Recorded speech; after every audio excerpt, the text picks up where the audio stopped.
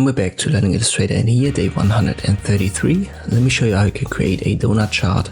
You simply start with the pie chart, left click on your canvas, type in the overall size. Let me add some values, 4 should be enough.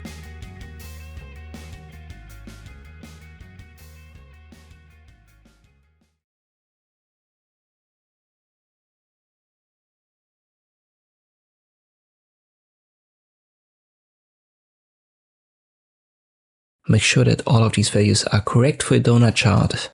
And then you can close this window right here. We don't need it anymore.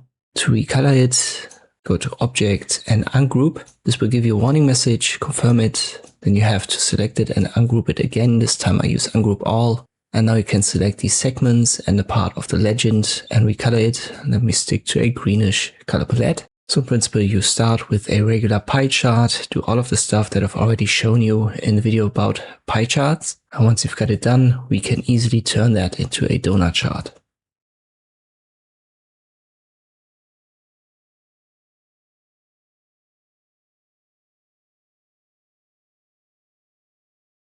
All that it needs is another ellipse. Left click drag, and while you drag, hold shift. This will make sure that you get a perfect circle, so where width and height has the same size.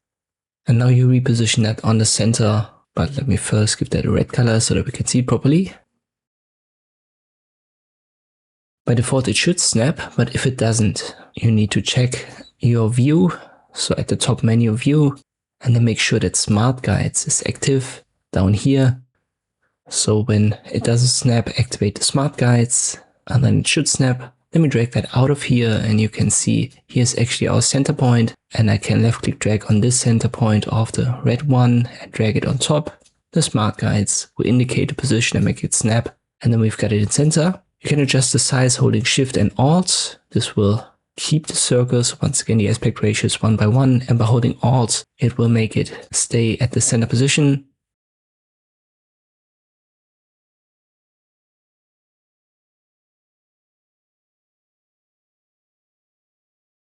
Let me use a size like this for now. Then you select the chart, the pie chart, and the red circle, and we're going to use the shape builder tool now, right here. And if you hold Alt, you can see your cursor changes. So there is no plus sign, there's minus sign. And then you can left click drag over the elements that you want to delete. And this gets rid of the center of our pie chart. Then press Ctrl Z. It was a little bit too big, I think. We do it again. I select this one holding Shift and Alt, to size it down, select it all, use the shape builder tool, hold Alt, and then left click drag over the red one, and this will give me the cutout. So it's super easy to do. Create a regular pie chart and then use the shape builder tool to cut out the center with an ellipse. I hope this video was helpful. Thank you for watching, and I'll see you next time.